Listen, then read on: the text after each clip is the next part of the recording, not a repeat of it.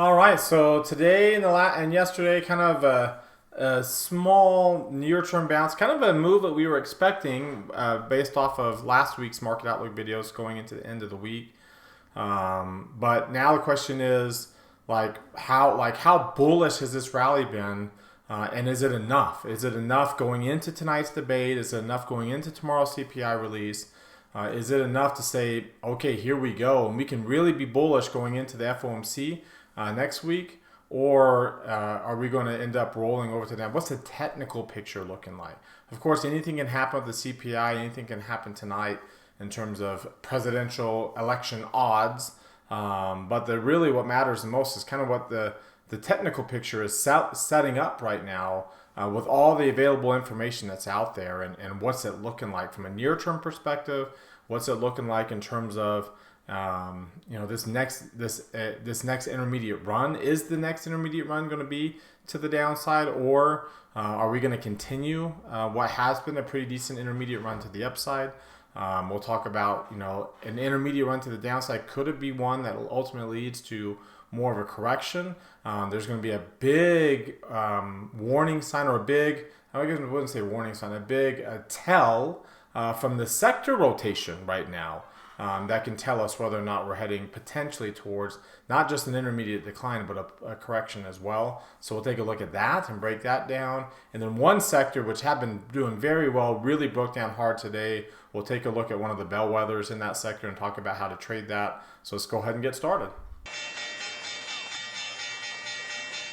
Today is Tuesday, September 10th, 2024. This is the Market Outlook from MarketScholars.com. My name is David Settle. Before we get going too far, I invite you to subscribe to our YouTube channel. This icon here, the red subscribe button down below. Click the thumbs up icon to like our video. Comment on anything that stood out to you today. Join our website at MarketScholars.com for free. Follow me on Twitter for more content between the videos. And join our Market Outlook Facebook group that we've created.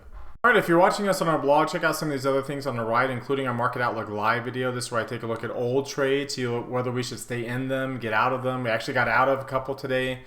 Scroll down, or last couple of days. Scroll down to the bottom. Click. We also put on today's trade that you'll see later in the video already before the market closed here. Scroll down to the bottom. Click this heart. It opens up this tab. Hit that like button there. Same thing here. Click this thumbs up icon. It opens up this tab. Hit that like button there as well. Again, the more you do that, it helps get our content out to all of our followers on these platforms. So thank you to those who do that day in and day out. Those who don't, you can do it right now while you're watching with one or two really easy clicks. All right, let's go ahead and get started and take a look at the S&P 500 with the market forecast indicators. You can see we did finish the day with a small gain to the upside, almost 0.5% to the upside. Still inside the range of the bull tag. We talked about two things on going into this week. We talked about two things to watch for in any early week near-term bounce, which is what we're getting right now. Number one is that we close above the high of the bull tag day, which was on Friday. And so far we haven't done that. Number two, that when the near-term line does come out of bearish territory like it has today on the first day, that the momentum line is higher than the near-term line, and that's not the case. So this, and you can see the near-term line is also still below the intermediate line. So it sets us up for a bearish drop tomorrow. Now, of course, there's a lot going on between now and tomorrow morning when the market opens. But from a technical standpoint, from this chart right now, this is setting ourselves up for a bearish peak, similar to what we saw over here when we got this bear tag. And now we had two bearish peaks going into the bear tag, and then this one that ultimately led to new lows. And that's kind of what we're looking at right now with this move, a move that would drop down below the bull tag lows and make a run. So we'll see. We'll see how things turn out tomorrow. But that's the picture so far going into tomorrow. If you look at the NASDAQ 100, its near-term line did cross above the intermediate line. The intermediate line still above the market sentiment, barely, just barely.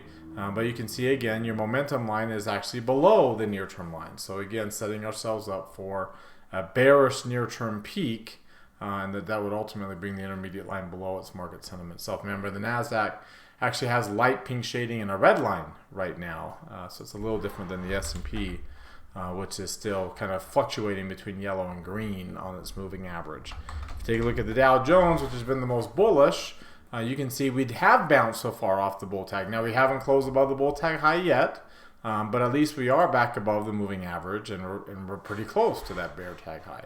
Again, its momentum line was looking pretty good yesterday, well above the near-term line, but the near-term line wasn't out of bearish territory yet. It is now today, and now we have this bearish pattern, right, where the momentum line, instead of going above 80 like you'd want it to, ended up dropping below the near-term line. So again, setting ourselves up for a potential bearish near-term peak. And then finally, your Russell 2000. Again, this is the weakest out of all the charts because it actually is an intermediate decline now. The intermediate line is falling, and the stock itself below its falling moving average, hence the light pink, dark pink shading in a red line. Its intermediate line also has already crossed below market sentiment, unlike all the other indexes, and its short-term sentiment still hasn't climbed out. All the others are getting their near-term rallies this week, and the near-term line still hasn't, right? Its near-term line is still in bearish territory, still below the intermediate line too, but it's still in bearish territory and at pretty decently low levels. So much different market forecast pattern on the Russell than what we're seeing on the S&P, where again, a nice little bounce. We can't ignore the two-day rally that we're getting, but not a strong enough rally to say, hey, now we're bullish. Now we're ready to get, we've had this bull tag and we're going to get a new rally up to the upside. Again, the last time that we got a bull tag that led to an actual bounce was over here in 23, when we had these bull tags right there, and that led to a move higher to the upside. Again, both of these instances, the near-term line did jump to bullish levels there, and then the same thing here, right? The first, we did jump to a bullish level there as well. So a little different because we're not jumping to a bullish level. The momentum line is clearly below the near-term line here. Let's take a look at the weekly chart, and you can see, again, we have a bearish candle, and the bearish candle is still below the average. The actual 3-day average, 3-week average, for the Heikin-Ashi body is actually still positive. That's how strong the first body was, and the second two have been relatively small. But they have been negative, so the green line actually is negative, below zero. It's not very negative. It's not below, has not dropped down to strong low levels here. Obviously, we're getting a lower close, not necessarily a lower low point yet, and definitely not closing below that low point. And we actually have a green arrow again, which means we've closed back above the 10-week exponential moving average. For now, if I look at the Russell, remember, which has the weakest chart right now, it is got a pretty decently bearish candle here, relatively compared to other intermediate declines. It is flirting with the Heikin-Ashi close being below last week's low point. We do have a significantly lower low and lower lows, lower Heikin close, and a lower low itself. So a much different scenario in the Russell 2000 there. Let's take a look at the 3 green arrow charts. Remember, we've been 3 reds. The S&P finally got a green as we closed above the moving average today. The MACD is turning up. Stochastic still oversold levels. The Qs and the Russell both have 3 red arrows still, and for the Russell it's been 5 days now. For the Qs it's been 6, and then the diamonds, of course, which is in the most bullish pattern, doesn't have a single day yet of 3 reds, as we've been above the moving average this entire time. Looking at the 2-line version of that chart, you can see we are converging in between moving averages, like we closed today between the 30 and the 17. Again, we have to cross back up above the 17 with the MACD crossing back up above 0 ideally, but at least above its moving average. That hasn't happened yet. That would be kind of the other thing we're watching for on any near-term rally, is how strong does it get above the 17-day. We actually did get 1 day above the 17-day there at the end of July before August 1st really breaking down pretty hard, where we actually did close slightly above the bull tag high point, and again also getting above the 17. The MACD wasn't positive yet, and the stochastics is pretty bearish, and that's kind of where we're at right now. So not nearly as strong of a pattern. Like I said, IWM is the weakest chart, and its 8 and 17-day moving averages both appear to be crossing below the 30 now, as again, we're clearly still in a bearish mode here. If you look at some of the other oscillators, if you look at the DMI, which has had a semi-bearish pattern, its negative indicator now has fallen below 25. Obviously hasn't broken back below 20 yet, and the positive definitely hasn't crossed above either one of these. So still not necessarily the best bullish pattern there yet in terms of a bounce.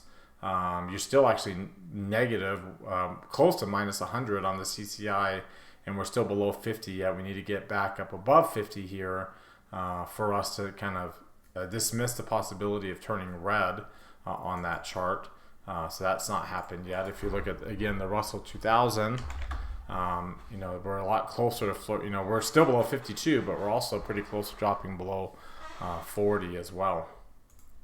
When you look here at the RSI and the Ichimoku cloud,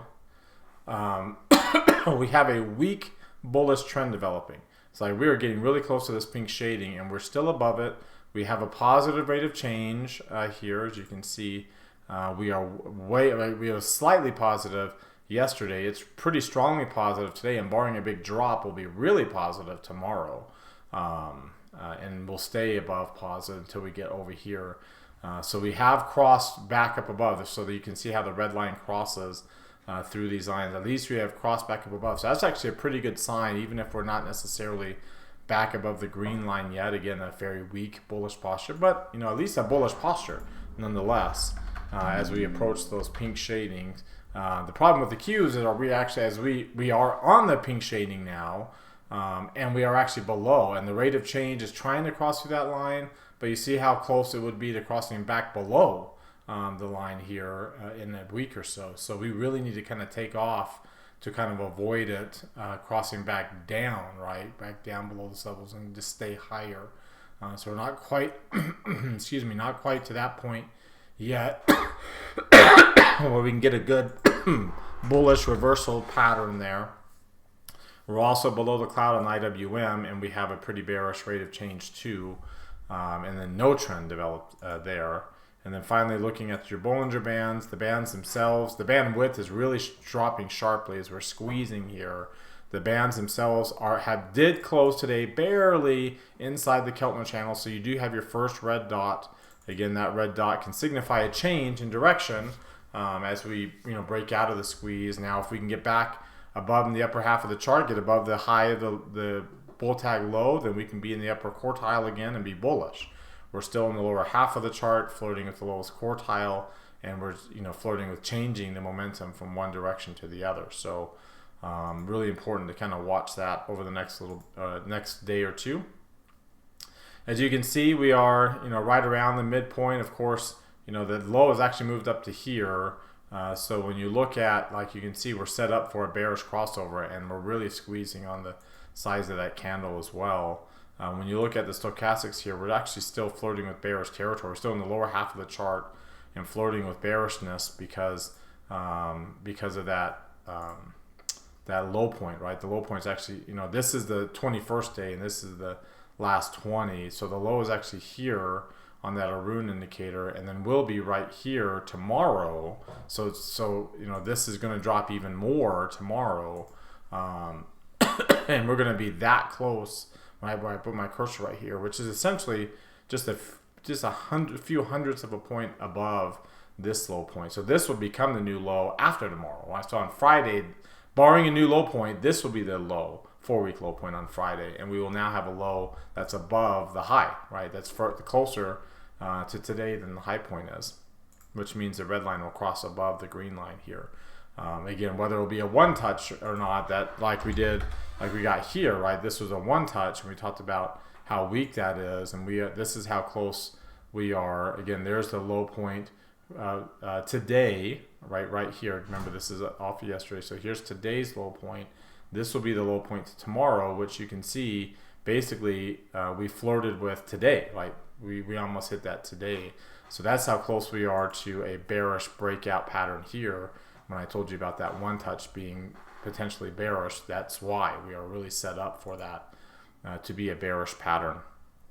If I take a look at today's volume and trading range. Not surprising that they'd both be relatively small, 2 points lower than the average, and 36 million. So that's, again, considering the CPI coming out tomorrow, that's a pretty small range, bringing both these lines down, but again, not enough to really be strongly bullish. And remember, the volume already is pretty low, so there's not a whole lot lower that can go. It's pretty rare for it to really break to new one-year lows, and it already did that once, and again, it's very rare for that, and we're already there again, which again kind of goes to show the money flow is just not that strong, right? We're still at bearish levels for a third straight day, slight bearish levels, but bearish levels nonetheless below in the lower half of the chart there. If you look at the volatility, which is something we also look at, we are back below 20.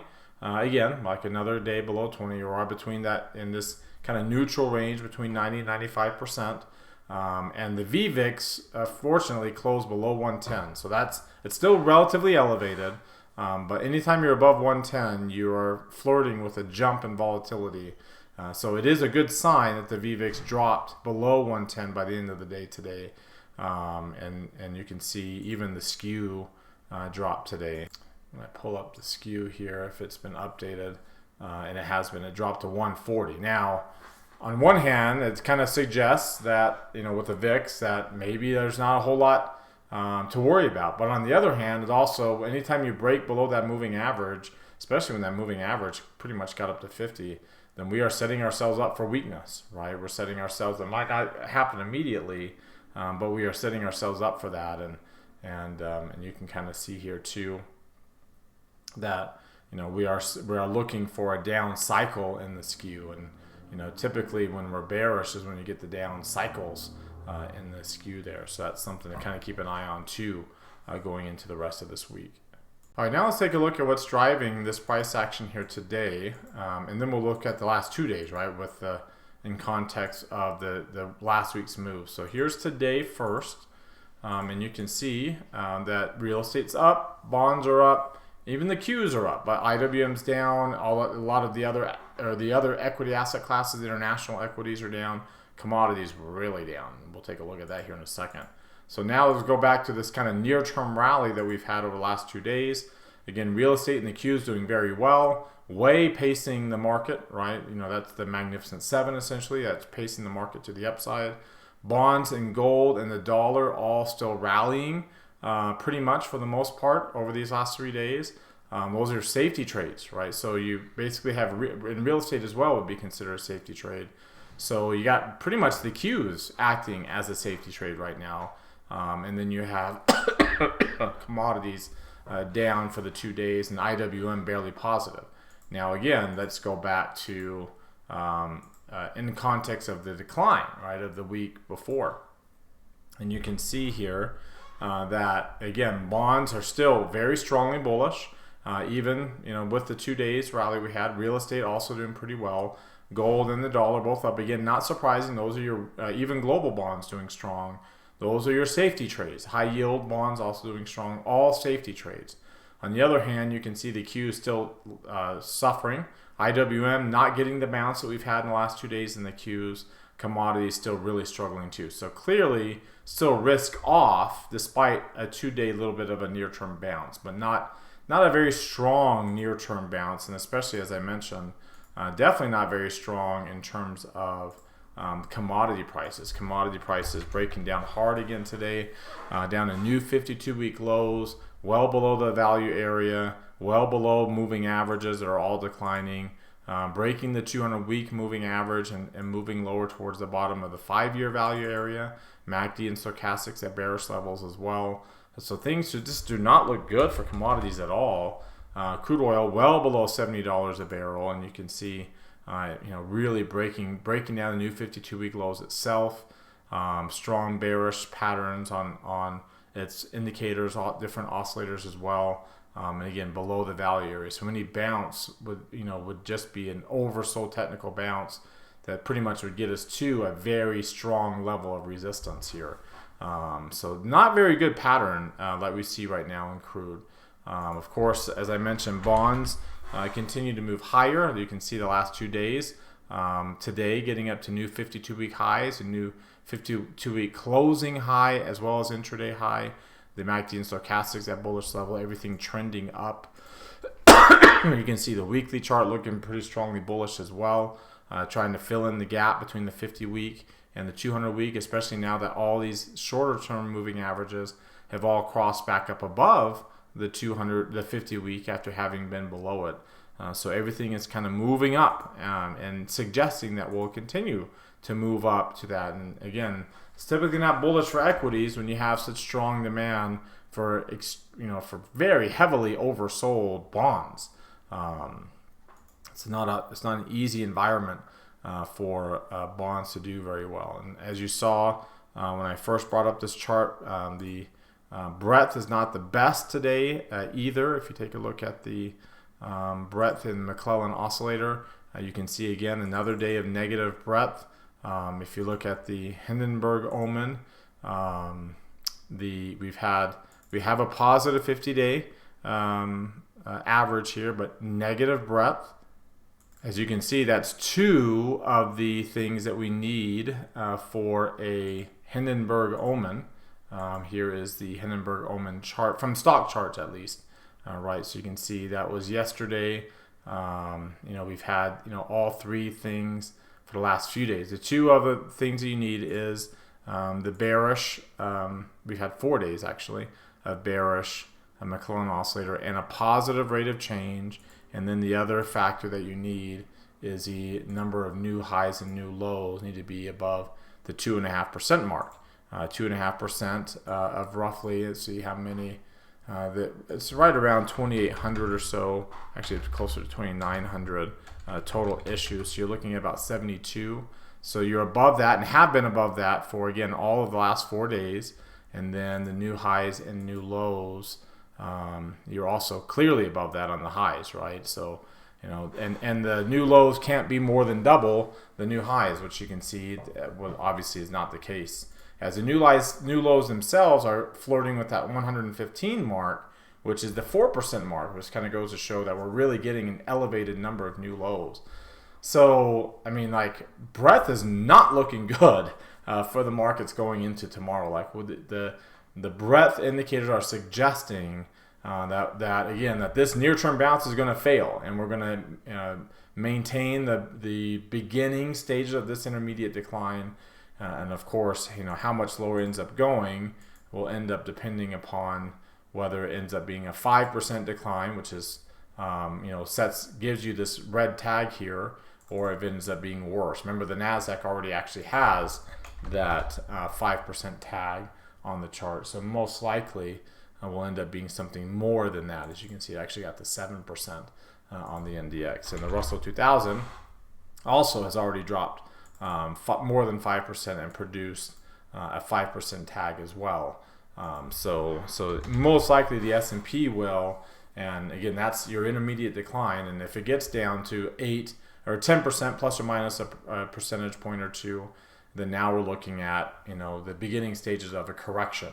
So that's something. Corrections, remember, take months to recover from, if they recover, right? They obviously can go in the bear markets, but most corrections do recover, and they would take months they would take long time to develop to get down to those lower lows, and then, like I said, they would take months to recover from.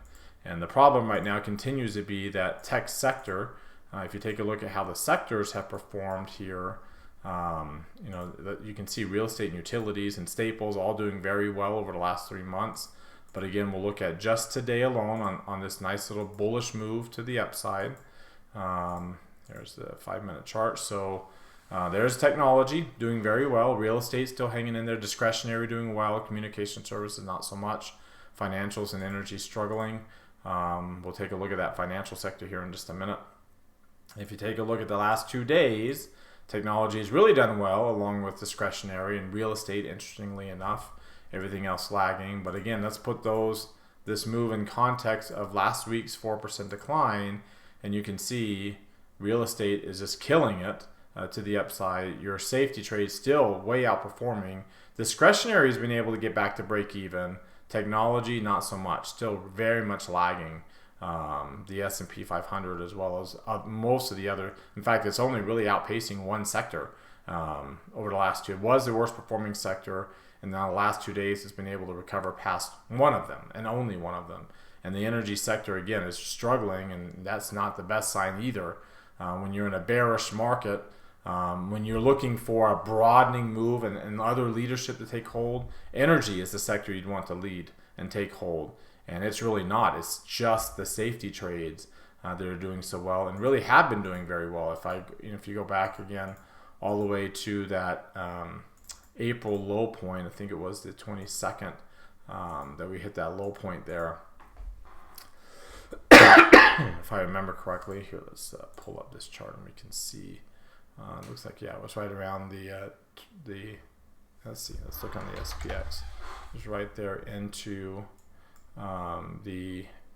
it was right there on the 19th. So yeah, starting on the 22nd going forward, you can see that technology was doing very well. The only sector outperforming the market, along with briefly consumer discretionary, now real estate, utilities, staple, and healthcare, are the only sectors that have been able to, again, hold their value during the ups and the downs since we peaked there in July. So you can see it.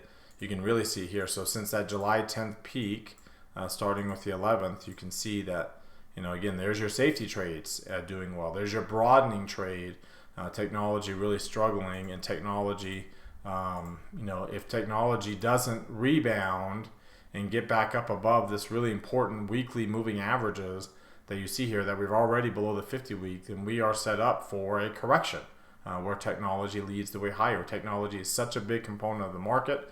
The biggest three companies in technology are such a big component of the market by themselves that you need this sector to outperform. As you see, you need this sector to outperform. It is very highly correlated with the market, generally speaking. I'll pull this up. There we go. So it's generally pretty positively correlated with the market. We need it to stay that way. Here's the weekly version of that. And you can see it's almost always positively correlated with the market. So if we break below that 200-week moving average, see, at least the last correction only got us down to that ratio as average. Here, if we're starting a correction now, we could be flirting with actually breaking below that, and that would be very, very bad news for the broader market as a whole. As that long-term PPO is just starting to roll over. That's not this is not a market environment where all the safety sectors are leading the way higher. If you take a look at this ratio chart, here's your chart right now. This is the weekly chart, which looks very similar to the actual daily chart. As you can see, everything moving up to the right except for technology. But like I said, it's happening on the longer term chart too. And if I were to go back to this move over here, we didn't get that ever over here. You can see during the pullback, we didn't get the safety sectors leading the way higher.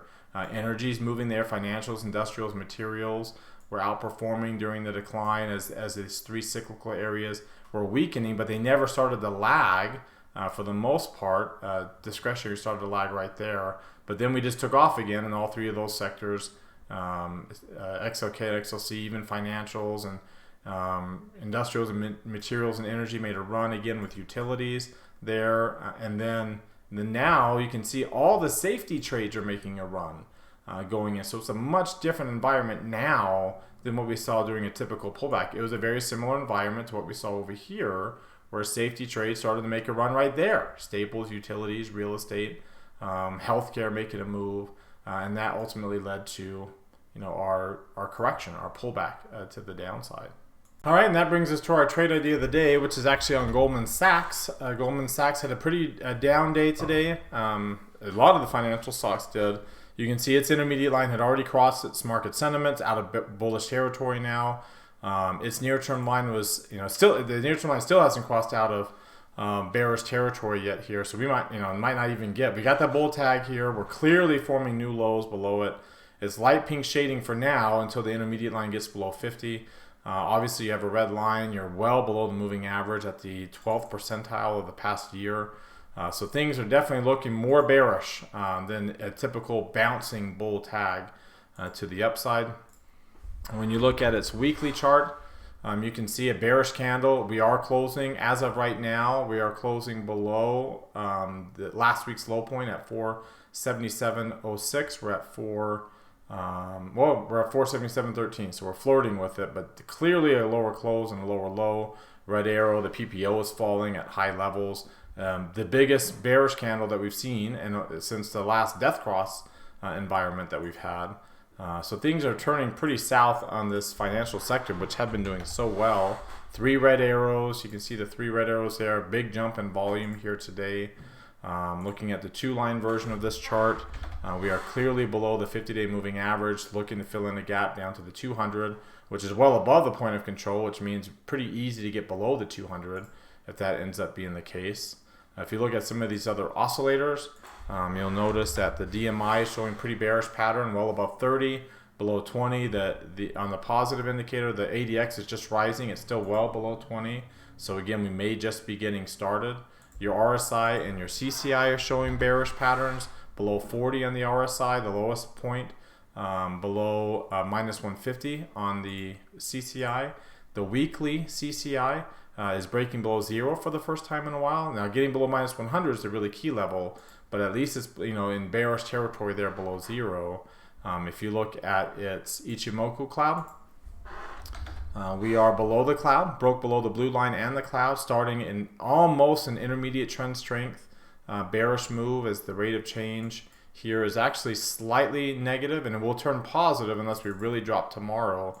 But again, it's the same idea. You break below this line. We're about to cross up above through this decline, which produced the pink shading right there, very brief pink shading. You're about to cross above that, but then that's how close you are to crossing right back below that, which is, again, what typically produces the pink shading is when you get these kind of negative rate of changes. So things are starting to turn south. Needless to say, we have broken below the lower Bollinger Band and the lower Keltner channel, and we have switched to bearish momentum.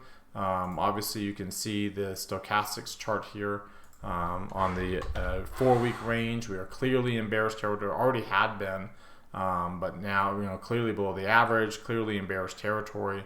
So things are definitely turning south for the stock. So what I decided to do was to do a bear put spread, a long put vertical spread at the low 20 deltas, so relatively aggressive. It sets me up for about a 4-to-1 reward to risk ratio with a little bit. Now, we have earnings before expiration. That's why we're getting compensated pretty well. And you have a lot of flexibility for timing. So we'll kind of keep our eyes on this as we head into that earnings announcement that will come up, like I said, just a few days before the expiration in October. All right, well, that does it for today. You've heard from me now. Now I want to hear from you. Use that link popping out in the top right corner of your screen. That takes you to our Market Outlook forum. Open up any new thread with any questions or comments you have. Reply to anybody else's thread, and let's keep this conversation going in between videos. Again, thank you very much for watching. Remember, subscribe to our YouTube channel. Hit that thumbs up icon. Comment on the video. Join us at marketscholars.com for free. Follow me on Twitter and follow and like me on Twitter and Facebook as well. Have a great rest of your Tuesday night, everybody, and we'll see you all tomorrow.